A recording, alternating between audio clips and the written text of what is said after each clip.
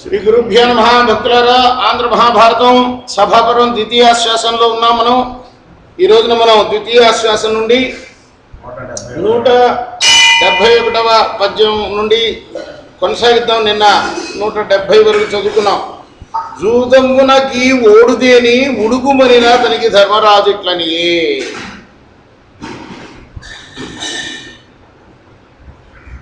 జూదంలో ఓడిపోతా ఉన్న భయం ఉంటే మానయ్యవయ్యా అని ఎత్తి పొడిచాడు. ఎవరు? శకుని. దానికి ధర్మరాజులు అంటున్నాడు, బలవజ్జూతార్థముగా పిలువంబడి మొగుడనగనే పెక్కులు పలుకుల్ పలుకంగయేలయని అచ్చలగుడు ధర్మజుడు జూదమాడగడెంగిన. ప్రయోగం బలవజ్జూతము అన్నారు. బలవంతంగా పిలుచుకొచ్చారు నన్ను జోడించడానికి. వచ్చింది పిలిచింది దానికోసమే. అది తెలుసు ఆ సంగతి. ఇంకెందుకే ఎక్కువ మాటలు ఆడతాను లేరన్నారు. ఎట్లు జూదమున అయ్యడు దోషంబు ఎరింగియు జూదం వల్ల వచ్చే దోషం అంటే ఆయనకి సంక్రమించే దోషాన్ని తెలిసి కూడా దైవానుశాసనంబున ధర్మజుండు దానికి అభిముఖుండై ఒక్కోసారి మనకి ఎంత వద్దనుకున్నా కూడా చేస్తాం. అది ఏమిటంటే దైవం అది చేయిస్తున్నది అని. అందుకోసం దైవానుశాసనంబున ధర్మజుండు దానికి అభిముఖుండై చందన కర్పూర కస్తూరి పరిషిక్తుంబైన జూతరంగంబునందు. ఆ జూతానికి కూడా ఒక ముగ్గులు గిగ్గులు వేస్తారని అనుకుంటా బహుశా. అప్పుడు ఆచారం అయి ఉంటుంది అది. ఆ విధంగా ఒక మండపం, జ్యోత మండపం తయారు చేశారు. చక్కగా ముగ్గులు గిగ్గులు వేసి ముందర గంధ పుష్ప అర్చితంబులైన అభిమతాక్షములు అమర్చుకొని ఉన్న సౌబల విభించితి చిత్రసేన వికర్ణులను చూచి వీరిలో ఎవడు నాతో జూదం వాడేడు వాడని అతనికి దుర్యోధనుడు ఇట్లనే ఎవరి చేత ఆడిస్తున్నావయ్యా జూదము అంటే నలుగురిని చూశాడు అక్కడ. సౌబలుడు, విభంచితుడు, చిత్రసేనుడు, వికర్ణుడు అని వారిని చూశాడు ఆ మండపంలో కూర్చొని ఉండడం. ఎవరి జోత అంటే బహుశా దుర్యోధనుడికి జూదం ఆడటం రాదేమో, అందువల్ల ఈ మాట అడిగి ఉంటాడు. అంటే తనకి ఎటు రాదు కాబట్టి ఎవరెవరి చేత ఆడిస్తున్నాడు వీళ్ళతోటి ప్రభుత్వంలో కలిసిన వాళ్ళే కదా. ఎవరికి ఏ విద్య వచ్చో వీళ్ళందరికీ తెలుసు అనమాట. ఎవరితో ఆడిస్తున్నావు అని అడిగాడు. దుర్యోధనుడు అంటున్నాడు, అనగా మా మామ శకుని నాకై కడంగి జూదమాడెడి నీ తోడగా దునాక ఇతడొట్టిన ధనరాశులివ్వి అయిన పూడిగా నీకు నీ కలవాడ నేను. నా తరఫున నా మామ శకుని ఆడుతాడు. ఆయన ఏమి ఒడ్డి ఆడితే పందెం పెడితే అవన్నీ నీకు ఇచ్చేస్తాను అని సభలో చెప్పాడు అని తన చేతీయ అనర్ఘరత్న కటకంబులు ఒడ్డిన అన్యులకై అన్యులు జూదం బావుట ఎంతయు విషమంబరుచు ధర్మధనుడు. ఇది కూడా ఒక తప్పుడు పనిట. ఒకళ్ళ కోసం ఒకళ్ళు జూదం ఆడటం అనేది అని చెప్తూనే ధర్మతనయుడు సాగరావర్త సంభవంబులైన పరార్థ్య మణిహారంబులు ఒడ్డే ఇటు సుహృజ్యూతంబు ప్రవర్తిల్లు అది అయినా అచ్చోటికి వచ్చి భీష్మ ధృతరాష్ట్ర ద్విదుర కృప ద్రోణ అశ్వత్థాములు విచిత్ర ఉచ్ఛ్వాసనస్థులై దానిని చూచుచు ప్రకృష్ట హృదయలై ఉండిరంతా. ఇక్కడ ఏమన్నారు? ఇందాక బలవజ్యూతం అన్నారు, ఇక్కడ సుహృజ్యూతం అంటున్నారు. సుహృజ్యూతం అంటే ఏదో అన్నదమ్ములు కలిసినప్పుడు సరదాగా ఆడుకుండేది సుహృజ్యూతం. అన్నదమ్ములు ఆడుకుంటున్నారని వీళ్ళందరూ కూడా ఎవరెవరు? ద్రోణుడు, అశ్వత్థామ, భీష్ముల వారు వీళ్ళందరూ వచ్చి చూడటానికి వచ్చారట ఆ క్రీడను, జూత క్రీడ. అభిమతాక్షములు తొల్చి మాయా విదుండు సుబలరాజాత్మజుడు ధర్మసుతు జయించే. మొట్టమొదటినే సౌబలుడు అంటే శకుని ధర్మసుతుని ఓడించాడు. ఒడుతుని ఎనింకనని వెండియును కడంగే శకినితో చూదమాడ ఆ శశికులుండు. అది పోతే పోయినా మళ్ళీ ఒడ్డుతాను అన్నాడు. ఎవరు? ధర్మరాజు. ఇట్లు యుధిష్ఠిరుండు బద్ధమత్సరుండై పెరిగి ఒడ్డుచు ఇంకా పెరిగిపోతున్నది జూదం. వాళ్ళ మించి వాళ్ళు ఒడుతూనే ఉన్నారు. నిష్క సహస్ర భరితానేకాయుత కొండ మండితంబులైన సువర్ణ భాండాగారంబులను వజ్ర వైఢూర్యంబులైన రత్న భాండాగారంబులను ప్రత్యేకంగా పంచద్రోణ కాంచన సంచితంబులైన చతుశత నిధులను మణికింకిణీ జాలాలంకృతంబులైన అసంఖ్యాత హయ్య యూథంబులను జాతరూప వరూధంబులను కనక కక్షాకుధ సనాథంబులైన మదాంధ గంధ సింధుర సందోహంబులను పరాఢ్య రత్నభూషణ భూషితంబులైన యోషిత్ సహస్రంబును అనుదినాతిథి అతిథి జన భోజన పాత్రహస్తులైన శతసహస్ర పరిచారకులను అర్జునుకు చిత్రరథుండించిన గంధర్వ హయంబులను తొట్టి దుగ్ధపాన శాలితండుల కాదనంబునం పెరుగుతున్న జాత్యస్వ అశ్వానేకాయుతంబులు ఈయనవే కాదు అర్జునుడుకి ఇచ్చిన గంధర్వ హయాలు కూడా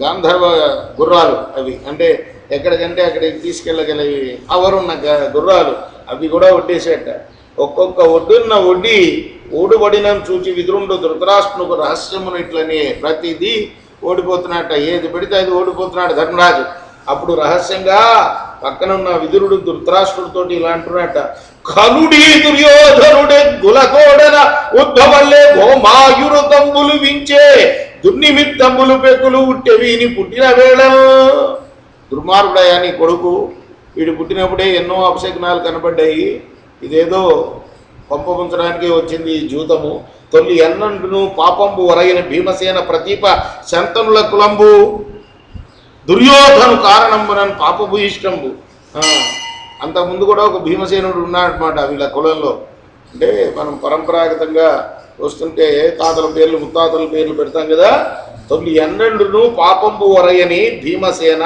ప్రదీప శంతనుల కులంబు అటువంటి మహానుభావులు పుట్టిన కులంలో పుట్టిన వీళ్ళు దుర్యోధన కారణమున పాపభూయిష్టముగా ఉన్నది ఒక్కని కారణమున కులమునకు ఎగ్గగు నేని వాని దూషించి కులంబు రక్షించుల ధర్మమ్మని శుక్రుడు చెప్పే శుక్రనీతి అంటారు నిజానికి గురుడు దేవగురుడు బృహస్పతి ఆయన చెప్పిన నీతి కన్నా శుక్రనీతి ఎక్కువ ప్రచారంలో ఉంటుంది అన్నమాట రాక్షసుల గురువు ఈయన శుక్రుడు చెప్పిన నీతి ప్రకారం ఏంటంటే కులంలో ఒక్కడి కనుక చెడిపోతే వాడిని వెంటనే బహిష్కరించమని చెప్పారు దానివల్ల కులం అంతా కూడా కాపాడబడుతుంది ఈ దుర్మార్గుడిని నేను పంపించమని ఇదివరకే చెప్పాను ఇప్పుడు మళ్ళీ చెప్తున్నాను కులరక్షణార్థంబు అంధక యాదవ వృష్ణి వీరులు కృష్ణుని యోగించి కులదూషకుండైన కంసుని వధింపించిరి అంతేకాదు ఇప్పుడు కూడా మనం చూసాం యాదవ కులంలో కంసుడు దుర్మార్గుడిగా ఉంటే కంసుని చంపేసేసాడు కృష్ణుడు వదిలించుకున్నారు ఆ పీడ ఎందుకంటే కులమంతా నాశనం అవుతుందని అలా వాసవాత్మజు పంపుమిప్పుడు వాడు ధర్మ విధుండు నీ శాసనం పునరిగ్రహించు విచారదూరు సుయోధను భూసతేశ్వర దీన నీ కులము మహీ ప్రజయం గతత్రాస వృత్తి సుఖంబు వందు ప్రధాన విగ్రహమేటికి వాసవాత్మజుడు అంటే అర్జునుడు మరి వాడు ధర్మవిధుండు నీ శాసనమున నిగ్రహించు విచారదూరు సుయోధను ఇంకా ఆపోయా ఎవరిని పంపించమంటున్నాడు చూడండి అర్జునుడిని పంపించు అక్కడికి ధర్మరాజుకి చెప్పు ధర్మవిధుణ్ణి ఆపమని చెప్పిహ వడ్డవద్దని విదురుడు సలహా ధృతరాష్ట్రుడికి చెప్తున్నాడు నువ్వు అర్జునుడిని పిలిచి ధర్మరాజుకి చెప్పు ఇహ చాలు అని చెప్పు అంటే మహారాజు ఏదో ఆర్డర్ ఇస్తే అయిపోతుంది అందరితోటి మరీ పెరగకుండా మరీ ఇంకా ఎక్కువ ఓడిపోతుంటే మరి తగాదాలు వస్తాయి కదా అందుకోసం శాసనంబున నిగ్రహించు అంటే నీ పవర్ ఉపయోగించు శాసనం అంటే శాసనకర్త మహారాజు కదా నువ్వు శాసిస్తే వాళ్ళు ఊరుకుంటారు ఆపుతారు శాసనంబున నిగ్రహించు విచారదూరు సుయోధను భూసతీశ్వర దీన నీ కులమున్ మహీప్రయ్యను కులమే కాదు ఈ భూమి మీద ఉన్న ప్రజలందరూ కూడా గత త్రాస వృత్తి సుఖం భూందురు హాయిగా ఉంటారయ్యా యుద్ధాలు లేకుండా యుద్ధాలు వస్తే కోట్ల మంది చచ్చిపోతారు ఆ రోజుల్లో లేదా అటు కొంతమంది ఇటు కొంతమంది చస్తారు మీకోసం యుద్ధాన్ని నివారించు ప్రధాన విగ్రహం నేటికి ఆలస్యం చేయబాక వెంటనే ఆపు ఇమ్మనుజాధము గుణవిహీను బహిష్కృతు. ఆ తర్వాత ఈ మనుషుల్లో అధముడు వీడు, నీ కొడుకు దుర్యోధనుడు, వీడిని బహిష్కృతుని చేయి. ఇన్మనుజాధమున్ గుణవిహీను బహిష్కృతు చేసి ధర్మ మార్గంబున కౌరవాన్వయము కావుము పాండు తనుజులము ప్రతాపం మెసగంగ ఏలుము. ఇది పద్యము సుమ్ముఖ నక్కనిచ్చి సింహంబుల విల్చుకోలురదే అన్యులే వారలు కౌరవేశ్వర. వారేమన్నా వేరే వాళ్ళయ్యా, నీ తమ్ముడు కొడుకులు, నీ కొడుకులు వాళ్ళు, వాళ్ళకి తండ్రి లేనప్పుడు నువ్వే తండ్రివి. కాబట్టి నీవు ఈ సుయోధనుని దుర్మార్గుడిని వదిలించుకొని వాడిని దగ్గరికి తీసుకో, వాళ్ళని నీ తమ్ముడు కొడుకుల్ని. అంగారములు కొను వేట్క పుష్పఫలాబలి లలిత తుంగద్రుమ ప్రకరంబు కరుణ విదూరుడై కాల్చు. అంగారకారు కులంగ సమగడ్డార్థలోకంబు అంగురకుల హానికరుడు దారుణీనాథనీ సుతుడు అధిక దర్పయుక్తమై బలీవర్ధంబు నగముదరి విదారణంబు సేయన్ కాలు ద్రువునట్లు కడు బలాఢ్యులతోడ ఏచి వీడు విగ్రహింపతొడగే. ఇంకనైనా ఉపేక్షింపక ఈ దుష్టజ్యూతంబు వారింపుమనిన పుత్రసేహమున ఎద్దీయం చేయునిది నేరక ధృతరాష్ట్రుడు విన్నకుండే అంత విదురుండు దుర్యోధనుకు అభిముఖుండై ఇట్లనియే బలవంతులతో పెట్టుకుంటున్నాడయ్యా. ఎన్నో చెప్తున్నాడు విదురుడు పక్కన కూర్చొని, వాళ్ళు బలవంతులు సుమా, నష్టం జరుగుతుంది మనకు, వద్దు ఆపు ఆపు ఆపు అని ఎంత చెప్పినా కొడుకు మీద ఉన్న ప్రేమతోటి నివారించలేకపోయాడు ధృతరాష్ట్రుడు. అప్పుడు విదురుడే డైరెక్ట్గా దుర్యోధనుడితో అంటున్నాడు,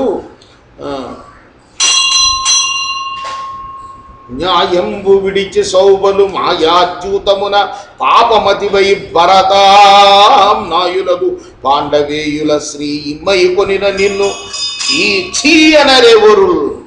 చూడు, నువ్వు చేసేది మాయాజ్యూతం, మేము గ్రహించాం, దొంగ జూతం ఆడుతున్నావు.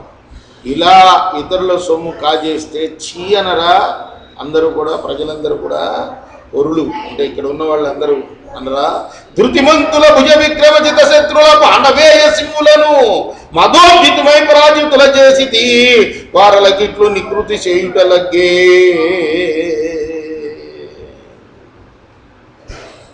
అనిన విని విదురునకు అలిగి దుర్యోధనుడు ఇట్లనియే పరుల గుణంబుల పలుమారు కీర్తింతు పక్షంబ పలుకుదు పాండవులకు.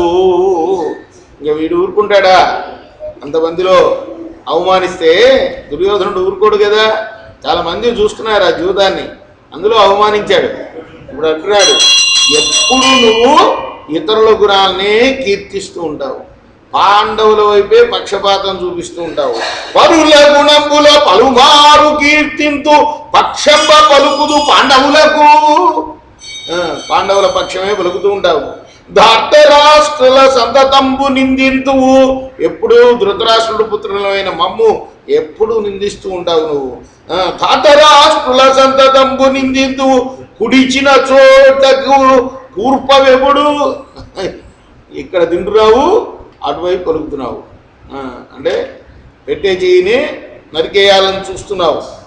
ఉత్సంగ తలమున ఉగ్ర విశోర గంబు ఉన్నట్లు నీవు మా యొద్ద ఉనికి. పరుల సంపద సుఖోపాయ బలంబున కొనుట భూపతులకు గుణమ కాదే. పరుల యొక్క సంపదలను సుఖమైన ఉపాయంతో పొందడం అనేది రాజులకి అది గుణం కిందనే లెక్క, దోషం కాదు అంటున్నాడు. అడుగు కయ్యును కజ్జమది ఇష్టుడై చెప్పు అతనికి ఆడదగిన అది నన్ను ఇట్టునట్టు ననగా ఏల నీ ఇమ్ముల నుండు బుద్ధి చెప్పకుండు మాకు. నిన్నెవరన్నా అడిగారా? సలహా ఎవరన్నా అడిగారా? ఎందుకయ్యా అడగకుండా చెప్తున్నావు? నీ ఉన్న స్థితిలో నువ్వు ఉండు, ఎక్కువ మాట్లాడకు అంటున్నాడు విదురుణ్ణి. విదురుణ్ణి ఇట్లని రేపు మనం 190వ పద్యం నుండి కొనసాగిద్దాం. కృష్ణార్పణమస్తు.